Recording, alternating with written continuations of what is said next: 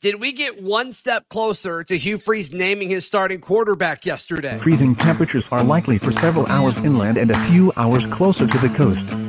Yes. You are Locked On Auburn, your daily podcast on the Auburn Tigers. Part of the Locked On Podcast Network, your team every day. Yes, welcome on into Locked On Auburn, your daily Auburn Tigers podcast. I'm your host, Zac Blackerby, and thank you so much for making Locked On Auburn your first listen every single day. Happy Friday. We're hanging out with Darrell, Dapprich, Montgomery, radio vet, and everybody's favorite man on this wonderful Friday. And it's the day before the scrimmage. We will preview what we think tomorrow's scrimmage will bring. Also, there is one veteran player that I think we need to be expecting more out of, and maybe some others if we have time to discuss it. But first things first, Darrell, quarterbacks. Quarterbacks are always the first thing on the slate because that's what we are paying the most attention to. And yesterday in the open viewing media window period, whatever we want to call it, the viewing window is what I'm trying to say, words, Payton Thorne was exclusively with the starters on Thursday. And Darrell, the reason that's different is what we've seen up to this point in the viewing window was one quarterback would go with the ones, then a quarterback would go with the twos, a different quarterback would go with the ones, and then a quarterback would go with the threes. That's always been Hank Brown. Everything else has been rotating. But for the first time, we saw Peyton go in with the ones, and then whenever the ones were out there, Payton Thorne was out there. I think, Darrell, we're getting a step closer to Hugh Freeze naming a starting quarterback, and I still believe that quarterback will be Payton Thorne. Yeah, that's really all indications with that type of process and what you're describing that's happening at practice that's different from last week is really just pointing to the inevitable, in my opinion, reading the tea leaves on that. And I think it just lines up with and coincides with, we heard Hugh Freeze talk about how after, 10, 11 days of fall practice, he wanted to narrow it down to 2. Yeah. Well, it's amazing. If you start counting backwards, we're getting close to 10 days, and the exact date that 10 days is from fall practice is the Sunday after Saturday scrimmage. What better time to start differentiating, separating yourself, making decisions than after a scrimmage? And so I think all signs, the road signs, are pointing to us getting closer to a starter being named, or at least to narrowing it down to 2. And a scrimmage is a great way to kind of get that all locked in and really see what you want to see in a just kind of mimicking a game scenario. Yeah, and it seems like whoever's going to be kind of the third man looking onto the battle between 1 and 2, it's going to either be Holden Geriner or Robby Ashford. And both of these guys have upside in tremendously different ways. Holden Geriner, the best pure passer of the quarterback room. I believe that. It looks so effortless whenever he throws the ball. And I mean, it's a pure throwing motion. It's very easy to watch. Then Robby Ashford, it's all about the athleticism.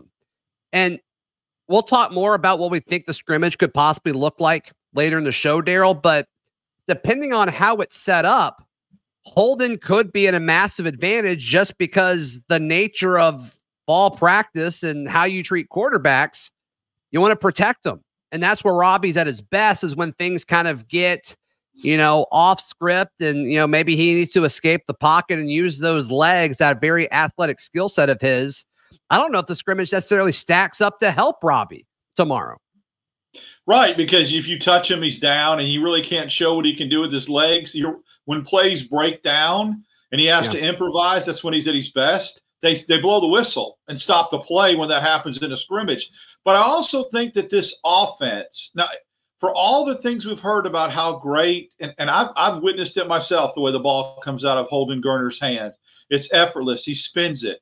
All those attributes and adjectives we used, I just have a hard time, Zac, believing that this offense is suited for him and he's going to be able to run it effectively, this offense, because there's too much running involved from a quarterback position. If it was a traditional drop back in the pocket, no read option, no running type thing, pulling it, that kind of thing, I think Holden Geriner would have a better shot. I don't know if he's a good fit in an offense that, reads plays down the line of scrimmage, do I hand it? Do I keep it? Do I tuck it? He just doesn't seem to excel in that skill set. He's a 3-step, 4-step drop back passer, not a read option guy, not a running court. And this offense, even if you put it up 30 times a game, still the quarterback has to use his legs. And I wonder if by default, that's an inherent disadvantage for Geriner. Yeah, and I think we've all been a little surprised with how much of a conversation piece Holden Geriner has been this fall camp. I've been surprised. I believe you have. They're all going to put words in your mouth, but it seems like most people. Yeah, most people have. So I am curious if that was just for show to create competition, because I'm kind of getting the feeling, and what we saw yesterday, Payton Thorne with the 1s exclusively, Robbie with the 2s, Holden with the 3s, and that kind of phased Hank Brown out of it. It kind of seems like, okay, yeah, we're here where we thought we would be all along going into the first scrimmage. It's interesting. There's a common thread and a common theme that has surprised me throughout spring practice and fall practice of Hugh Freeze and his approach. He has mentioned and given, I don't want to say second chances, but rejuvenated kids that I wrote off mentally myself. Now, I'm not on their staff, so what I write off or who I think's an afterthought doesn't matter. But He goes out of his way to talk about a Damari Alston, who, when you talk about Cobb coming in and Batty, he kind of seemed like an afterthought. Someone that's left out of the mix. Geriner, come on, we all thought. I did. I was like, he is going to be the least. He's going to be invisible. It's just he's not going to be talked about. He's an afterthought. Talks about Geriner. There's some guys on the defensive side of the ball that have emerged that I kind of wrote off that he specifically talks about and praises. Tate Johnson, I didn't think he had a prayer to start on the offensive line, right? Yeah. Who's he talk about as a leader and makes him run with the 1s? So these reclamation projects that he has of people that the media and maybe the fan base kind of just doesn't think much of or is kind of written off, he's kind of come in and given them a rebirth. And I thought that's really interesting throughout camp. That's been a theme. I think there's one veteran on offense, specifically a wide receiver, that I think we need to ask more of. And I think we all expected more of. And also, I'll throw out a defensive player in that conversation as well. That's coming up right here on Locked On Auburn. Today's show brought to you by our friends at Auburn Med Aesthetics. Guys, we've all been there. It's the day before an anniversary or a birthday or some kind of celebration where you're like, I don't know what to get my significant other. Look, you don't have to worry about that anymore. Our friends at Auburn Med Aesthetics, you need to give them a gift card, and they've got all kinds of different services, whether it's Botox, facials, laser treatments, to help your wife, girlfriend, whatever it may be, feel incredible. And I mean, how many times you've heard the question, how do I look? I mean, they want to look and feel great, right? Right? I think your wife, your girlfriend, whoever it may be, they're going to love meeting with Dr. Nancy Herring. I've loved getting to know her over the course of this partnership between Locked On Auburn and Auburn Med Aesthetics. Also, her master esthetician. It took me a long time to get that word correct, but Circe Kelly, they've got 15 years of experience in the med spa industry. They are second to none. So head over to Auburn Med Aesthetics, the full service med spa serving Auburn. Gift card purchases are easy at auburnmedaesthetics.com, or just stop in and see them. They're on East Glen Avenue across from Chappie's. Remember, Auburn Med Aesthetics is the perfect place for last minute gift cards. Guys, she will love it. Everybody also loves Darrell Dapprich. He's here. I think I need to go there. I think they could help me. I think so. Some of those services got my ears perked up. But anyway, yeah, they also specialize in Botox if you're into that sort of thing. Yeah, so, well, there you go. Yeah. Darrell Dapprich hanging out with us on this Friday. And so I think when you look at the guys we were most excited about going to fall camp, Camden Brown was on that list. And we've just heard next to nothing about Camden Brown, despite him being with the 1s for the majority of fall camp. Every time we've seen the 1s run out there, the receivers have been Camden Brown, Nick Mardner, and Jay Fair, which I think would have surprised a lot of people, all three of those guys. Yesterday's with the ones, Amari Kelly was with Nick Mardner and Jay Fair. Camden Brown, up to this point, it's been pretty underwhelming, Darrell, and I'm glad the timing of the show lines up with you coming on, because no one has championed Camden Brown more than you. And so, do you agree with me? Am I being too critical of asking for more of Camden Brown so far this fall? I've expected a lot of them. So, of course, I'm disappointed and concerned. I mean, I have been tooting the Camden Brown horn since last year, and he made a touchdown catch, and I was so excited against – I mean, all the physical attributes. I just kept saying he is going to be that dude. It's very surprising and concerning to me because I don't want to, pigeonhole or say that it's similar to another situation, but it's eerily similar to me to the Landon King hype. Now, Camden Brown has some receptions and has some statistics under his belt, but all we heard about last year going into camp was how they were going to use Landon King. How are they going to use Landon King? He's a freak. He's a unicorn. And then we heard nothing from him at camp, and he just really didn't get on the field. I don't think it's the same exact situation, but it's eerily similar to hype and then silence. And when there's hype and then crickets, it's concerning. It makes me think, we don't know the issue. We don't know, is it performance related? Is it injury related? I don't know. I think that's, again, to me, I thought that he would be the alpha. I thought he would be the receiver this year in the receiver room, the go-to guy for Auburn. Even when they got Hooks and Shorter and those guys, I thought it'd be Camden Brown.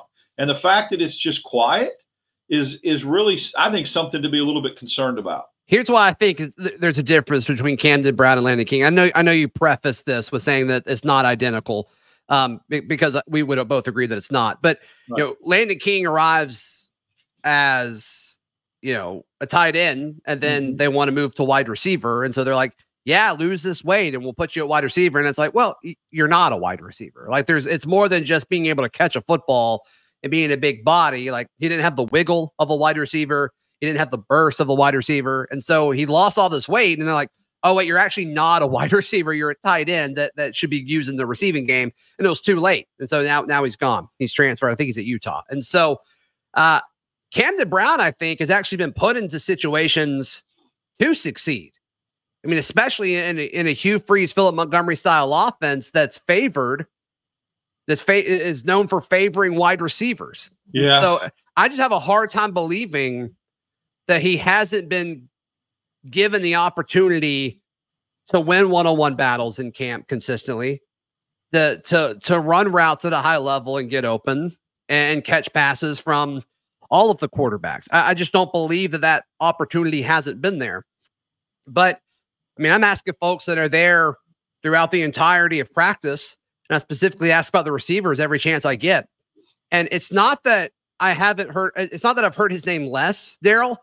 I've literally heard his name 0 times outside of writing down and reading his name about other people's observations from this viewing window that he's lining up with the ones. That's literally the only thing I've heard about Camden Brown up to this point. And I think that stinks. I hate it. I hate it for him, because just look at him. Look at that beast of a man. He should be all over the place, and it just hasn't happened. And remember, all we heard last year leading up to that first open practice that we went and watched was Camden Brown. Camden Brown. Oh, my gosh, he is showing out. He is, going to get so much playing time as a freshman. Everyone could not stop talking about Camden Brown. And I bought into the hype, and I saw the physical attributes. I saw what he did in spurts. And then I started thinking about this year, how he could be used on a goal line situation with Fairweather and Shorter and all the big body receivers that could high point the ball and go get it, Hooks as well. And now it just seems like he's a lost name. It's just nothing. And that's what I'm really, really interested to see Saturday, is how much, if he's out on the field with the ones or even the twos, how many targets he gets. Mm-hmm. Yeah. I mean, it's been an interesting process. The other guy on the defensive side of the ball, and I was fortunate enough to join Justin Hokanson on Auburn Live's podcast. We talked about this a ton. But Justin Rogers, the defensive lineman, I mean, it sounds like the coaching staff's not happy with his physical condition that he's in.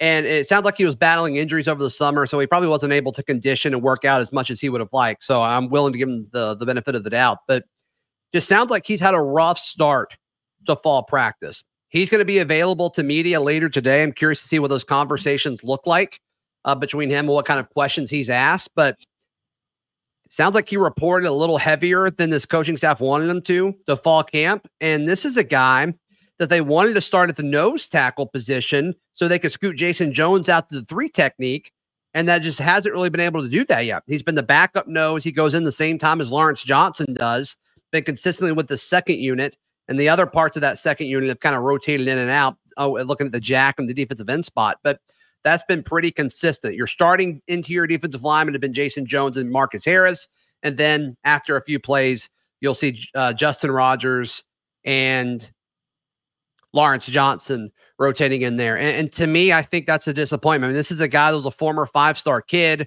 one of the highest rated players in the transfer portal. I think On3 had him as a top 5 player in the transfer portal. And it's like, that's what we wanted, right? And then it just hasn't happened.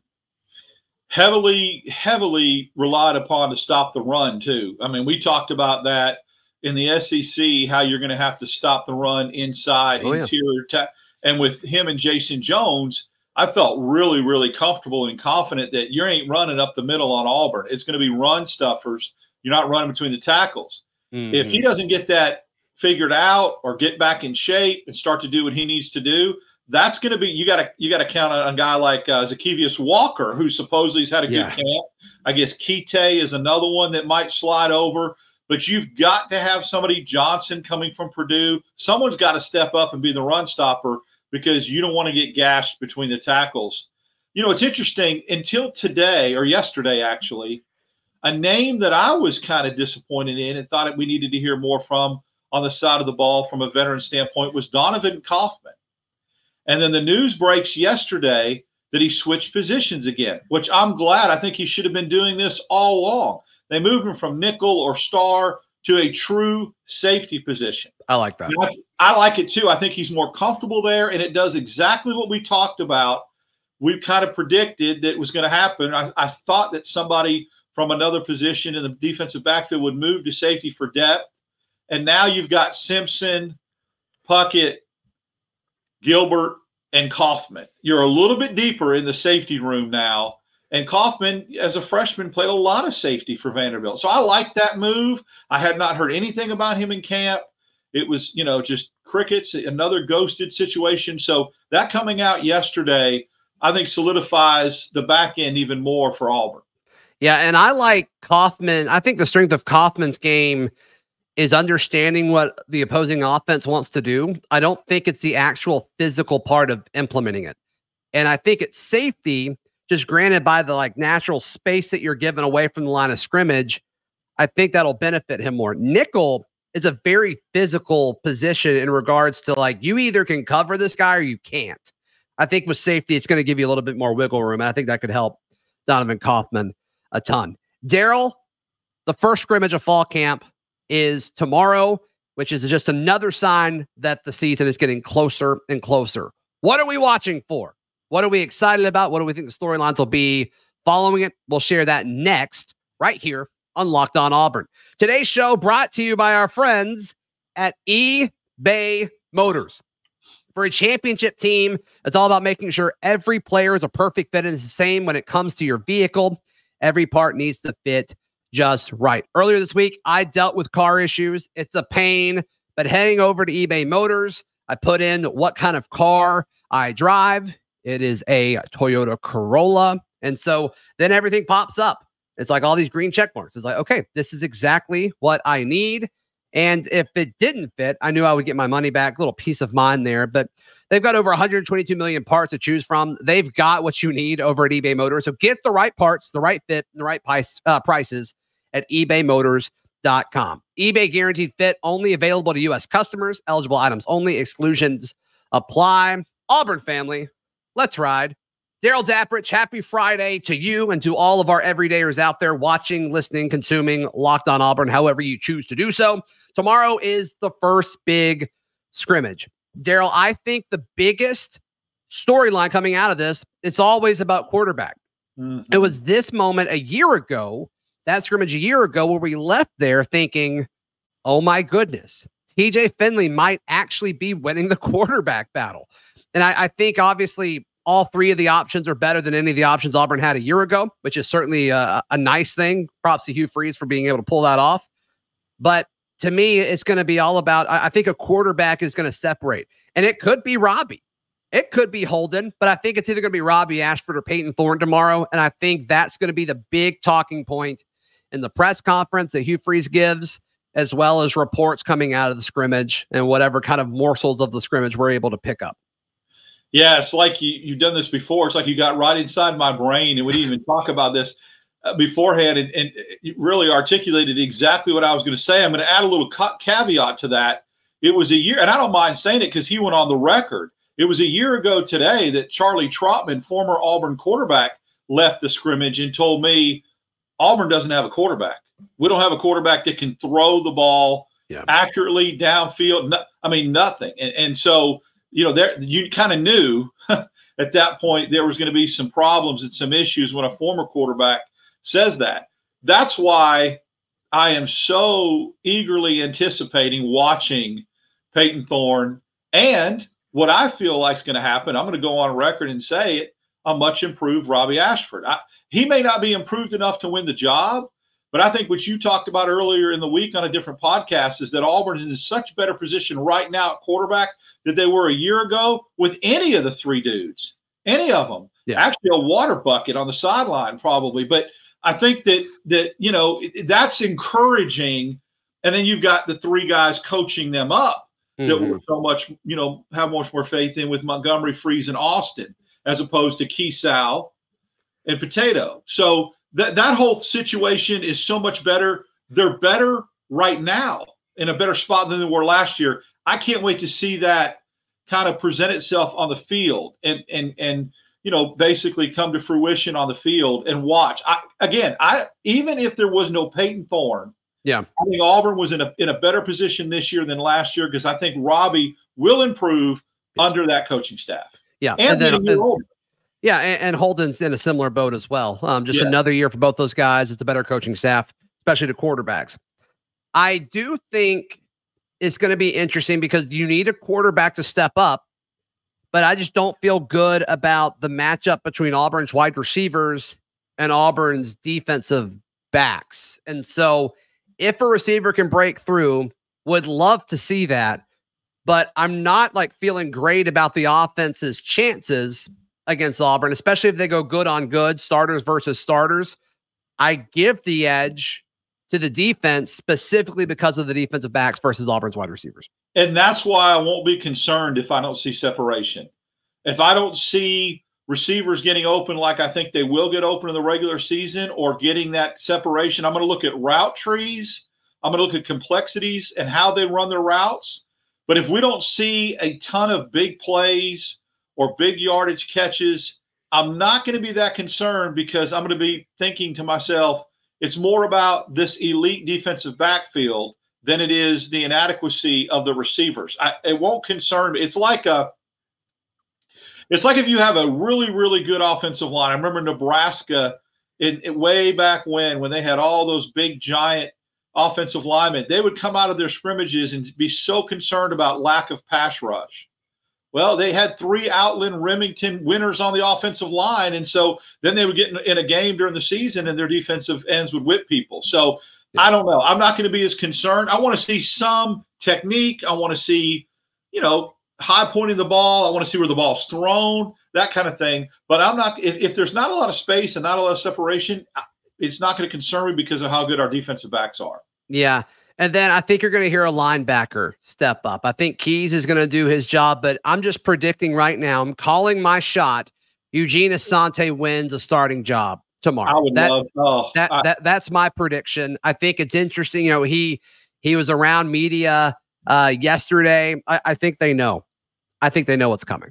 I heard and really reported again this year, is just a physical specimen. He looks great. Yeah. And so, Great. I mean, I love that. I mean, when he came from North Carolina, I was hoping and counting on him to eventually win a spot in the rotation. And so if he does in year 2, I'll be really excited for the kid. I really will be. Yeah. Got any more predictions before we wrap this up, Darrell? I want to watch Batty real close, or Batty. We call him 3. I call him 2 different things, but I want to see acceleration, breakaway speed, see how shifty he is if he cuts. Want to see how close to 100% and how healthy he is, because Auburn's going to need him early, regardless of what the running back room looks like. He was there to be a change of pace back and to do some special things out of the backfield, some unique things. And Auburn's going to need him. So I want to see how close to game ready he is. Yeah. Yeah. So Darrell and I will come and record a show after the scrimmage, and it will be dropped Sunday morning, much like what we will do during the season. We did it last year for the first time. Tremendous hit. And so we will definitely do that again. We kind of call it Locked On Auburn the morning after. So we'll treat it kind of like it's a game. It's kind of like our test run, Darrell, before the season starts. What we did last year. It worked out great. So be sure to check that out. It'll drop the same time a pod does during the week. So 7 a.m. On YouTube, even earlier, 3 a.m. Central Time on your favorite podcasting app. So be sure to look for that. Darrell, how can people check out everything you've got going on and give you some love, brother? You can follow me on Twitter, Dap6410. Subscribe to the Discord. Love interacting with some people, listeners and viewers on the Discord. And then throughout the week, just kind of hit or miss on some various radio shows to talk Auburn football. Yeah. And the Discord that Darrell mentions, it's free. All you have to do is click in the link in the episode description down below. Follow me on socials at Z Blackerby. Please click that subscribe button. Really appreciate all of that. We'll see you Sunday morning. This has been Locked On Auburn.